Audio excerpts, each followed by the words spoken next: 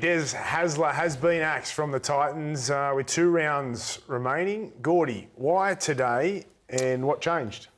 Oh, well, we've won 5 games all year, so I don't think too much has changed. We need to probably start winning some games of footy. And I was surprised. When we first signed Desi, I thought it was a great signing. The sides that he's coached before have shown a lot of resilience. You know, they've won. He's a premiership winning coach. At Manly, I saw what he did at the Dogs, but for some reason it just didn't quite work at the Titans. So if you don't change anything, Braith, it stays the same, I would say. Yeah, well, I mean, obviously, you know, I think Des has been under pressure from the moment Michael Carianis revealed those clauses in his contract that basically put his career in jeopardy at the Titans. And ultimately, you know, I think Gordy mentioned it, we all thought this was probably a good appointment at the time, but ultimately coaches are judged on results, and it hasn't worked. For whatever reason, Braith, the problem is it hasn't worked on the field, but it hasn't worked off the field as well. It's been, I don't want to be over the top, it's been a disaster off the field. Because Des has not embraced the Gold Coast community. You know, there's obviously been talk about cutting off press conferences, not making players accessible to the media. The Titans are involved in the turf war with the AFL. Yeah, but and I think that's got nothing to do with on-field results, though. No, I'm saying it's a separate issue. Yeah, but the point I want to make is this club... It's also a factor. Yeah, this club has had 4 head coaches in 8 years. Neil Henry, Garth Brennan, Justin Holbrook and now Des Hasler. Now, they weren't terrible coaches. Des, as you said, Gordy, came with 2 premierships and a great track record. So if 4 coaches can't get it right, you know, I'm sure Josh Hannay is the best choice, but it'll be interesting to, you know. All right, let's head to Queensland now. Gold Coast Titans CEO Steve Mitchell is standing by. Steve, thanks for joining us. It's been a big day for the club, a lot of changes. Yeah, Braith, it's been a busy day for us. A lot of changes, as you say, a milestone day. Certainly starting with the news about Des and the fact that we're going to part company, head in different directions in 2026, and then, you know, the appointment of Josh Hannay, which we're super excited about. Been a big day, and then beyond that too, we're obviously, we want to do everything we can to support Josh moving forward. I heard Buzz's comments a second ago. It's important that we provide him an environment that's going to give him the level of support he needs to engage his player group and really go to work. So we're bringing Scott Sattler in as the Director of Football, NRL. We're moving Anthony LaFranchi, who's one of our inaugural players, across in a head of recruitment role, and we're going to do a lot of work in and around that football environment to make sure that Josh has got as much good footy IP as he can to support him in his relationship with his player group and bringing about what we believe they can do. Steve, when did you come to the realisation that Des had to go? You had to go in a new direction. Obviously, it didn't happen over the weekend. You've been thinking about it for some time. Yeah, Buzz, we've been in contact and conversations with Des and his manager throughout the year. Obviously, we wanted to.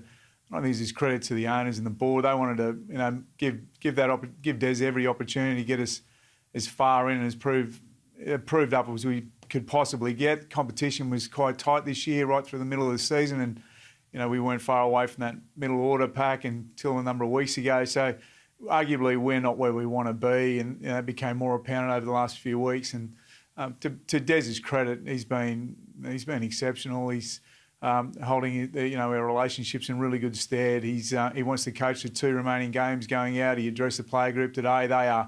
You can't dispute Des's application, his hard work, his want for the campaign, his want for the club, his hard work on individuals. I mean, he'd almost live here if he could to make it work. It just hasn't worked, and we're just not where we want to be.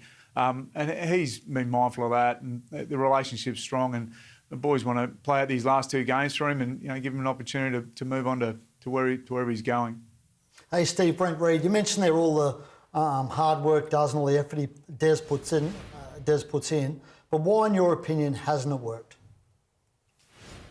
Reedy, I think I said it today. Largely, you know, for it all to land on Des's shoulders is arguably probably a little unfair. We've got an environment that we need to build, and this is why we're looking at the footy program in its totality. Josh needs support. We need to put the right people around him.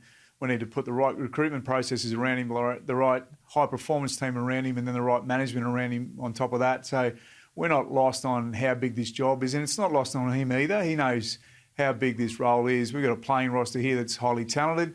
Arguably, we've got to do some work around the character that sits inside that player group, but we also need to bring them to life. And that Josh can't do on his own. We've got to resource him properly. So we're committed to doing that, and we've started that, obviously, with Sats coming in and Anthony moving across, and we'll work with Josh between now and the start of pre-season to make sure that the rest of it's in play and he's set up well to succeed.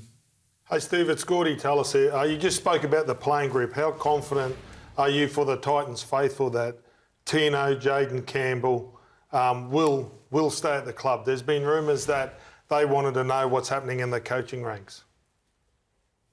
Yeah, Gordy, I think one of the really impressive things around Josh, not just his career and you know, he's highly sought after, obviously, given what he's done in his assistant coaching career to date and 2 times as an interim coach, but his work in the State of Origin program with Billy and the feedback that's come back to us from our players around their relationship with Josh and what he's done around that program with the likes of Tino and Moe and Time and Bo Firma and JC and Jojo Fafita went up and trained with the squad this year, and they all came back and they've all talked about Josh's influence on them and what they've seen around that program. I think they're really confident in Josh. I think that they know they've got a coach that understands the program and what they can do. I think he's very thorough. I think he's going to apply himself, and he's excited about the opportunity to bring success to the Gold Coast. So I think that puts us in a good position to have a really honest conversation about the future and what Josh's vision is for the program and for success. So the conversations should be positive.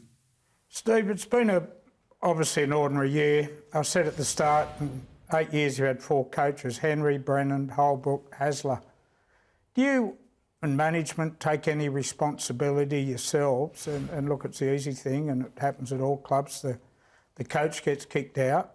Do you accept any responsibility for the fact, you know, the footy clubs need stability? 4 in 8 years is probably more than any other club in the game.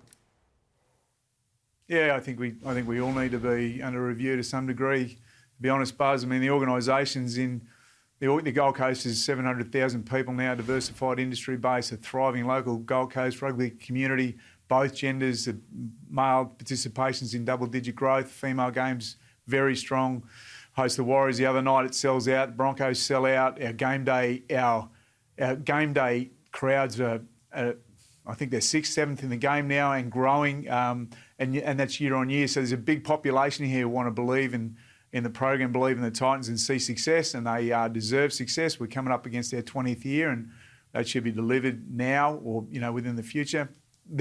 It's not lost on Josh nor the club, the job that he's got on hand to turn us from where we are. He'll be resourced to do that, but you're dead right. We need to look at every part of the business and make sure that that program's supported and that it's in good shape, particularly the high-performance football coaching and administrative areas. And can you answer the question that Des wouldn't answer to Travis Main? Is David Fafita, has he got a release or permission to look elsewhere? Buzz, I'll answer it like this. We don't talk recruitment and retention or contracts. Come on. We want no. I'll finish. Let me finish. We want Dave playing footy. We want him up and going as a 25-year-old. When he's on, he's the best second rower in the game. Whether that's here or someone else, we want him playing footy. Good on you, Steve. Really appreciate you fronting up tonight after the big decision today, and good luck moving forward. Fantastic. Thanks, bro. Thanks, man. Cheers. Pleasure. There it is.